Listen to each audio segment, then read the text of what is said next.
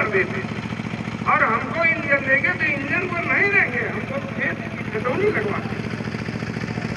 जब उनकी मिल्क होगी, पैसा नहीं होगा तो उनकी शरीर को नहीं बंद करते, उनकी दूसरी प्रॉपर्टी नहीं ले सकते, लेकिन वो वही मिलेट होगी। इसलिए वो निश्चिंत है, पैसा मर गया तो मर गया, घाटा हो गया तो उनको हाइट देंगे।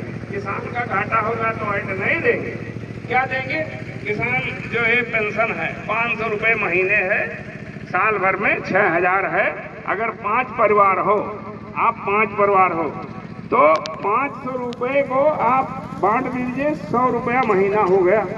एक आदमी पर कितना हुआ? 100 रुपया हुआ। अब 100 रुपये को 30 दिन में बांट दीजिए, कितना हो गया? 3 रुपये 33 पैसे।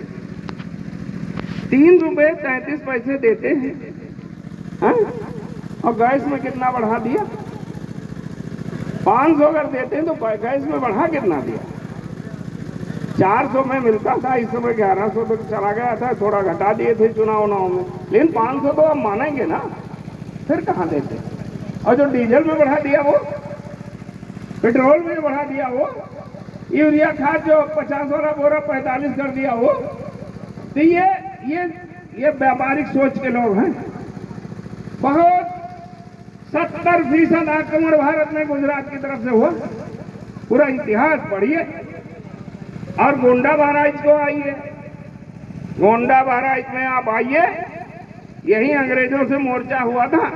अयोध्या के लमती लोलपुर में जहां बाईपास पुल बना हुआ, कौन नेतृत्व किया था? फजल अली ने नेतृत्व किया था। यहाँ के राजा देवी बकस ने किया था। उनके कमांडर कौन थे? फजल अली थे।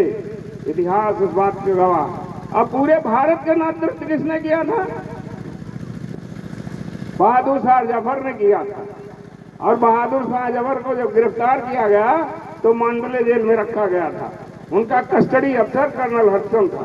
कर्नल हडसन इतना बदतमीज था, इतना क्रूर था कि उनके नाश्ते के रूप में राजा के साथ जो व्यवहार होता है वो राजा का ही होता है।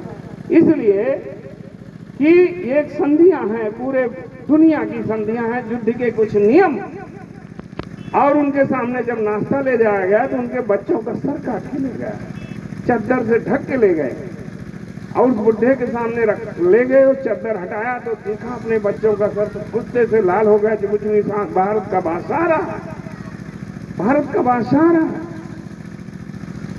कर्नल हडसन ने कहा था कि दमदमे में दम नहीं है, खैर मांगो जान की, है जफर ठंडी हुई अब तक हिंदुस्तान की। उन्होंने हिंदू मुसलमान की बात नहीं की थी, और उसी 90 साल के बूढ़े ने हमारे उसी तेवर में जवाब दिया था, जबकि उनकी कस्टडी में। आप डर रहे हैं? अगर सरदार पटेल डरे होते तो अंग्रेज नहीं जाते, अशफाक उल्लाह डरे होते तो अंग्रेज नहीं जाते, अगर भगत सिंह डरे होते तो जमींदारी तालुकेदारी राजाशाही नहीं खत्म होती, अगर वो लोग भी 10 रुपए 20 रुपए 50 रुपए 100 रुपए ले लेते, सरदार पटेल तो कुंटलों सोना ले लेते, और आज रियासत न जब्त करते तो लोग दे देते। हम आप डरे हुए लोग हैं। नौजवानों, डरने की जरूरत नहीं है, डरने की जरूरत नहीं है। बुजुर्गों से इतिहास को पूछिए और जानिए। आपकी दिशा भटक गई है, आपकी दिशा गलत हो रही है, आप अच्छी दिशा में बढ़िए। इस दुनिया में सबसे ज्यादा पढ़ा लिखा आदमी आज की स्थिति में अंबेडकर के समान शायद कोई रहा हो दुनिया में, भारत में कतई नहीं।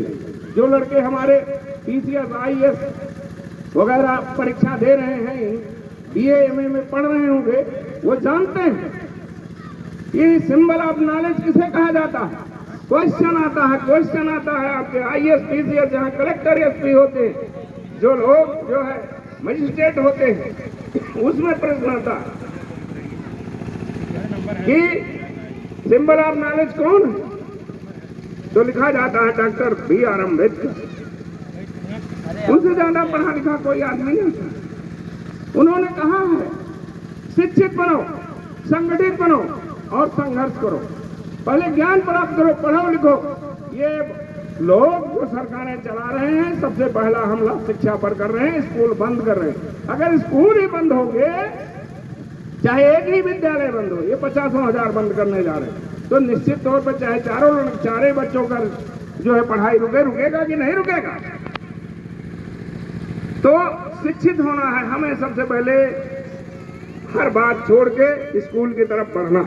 नौजवान साथियों, अगर आप ढीली पढ़ाई कर रहे हो तो ये अपने साथ भी धोखा कर रहे हो, माँ बाप के साथ भी धोखा कर रहे हो, समाज के साथ भी धोखा कर रहे हो। अच्छे पढ़े लिखे लोग ही आगे बढ़ करके इस व्यवस्था को बदले। डॉक्टर अंबेडकर 36 डिग्रियों के धारक थे। Sardar Patel first class pass किया था, टॉप किया था उन्होंने। सरदार पटेल ने टॉप किया था बैरिस्ट्री में। गांधी ने बैरिस्ट्री का एजुकेशन लिया था, सप्रू ने बैरिस्ट्री का एजुकेशन लिया था, नेहरू ने बैरिस्ट्री का एजुकेशन लिया था, तभी ये अंग्रेजों से लड़ सके। आप ज्ञान प्राप्त करिए। मोहम्मद साहब ने कहा था कि ज्ञान प्राप्त करने के लिए अगर चाइना जाना पड़े तो चला जाओ। आज से 14 साल पहले चाइना जाना आसान खेल नहीं था। बीच में पहाड़ था, उस समय हवाई जहाज नहीं थी, रेल नहीं थी। उन्होंने कहा था कि ज्ञान के लिए अगर चाइना जाना पड़े तो चले जाओ।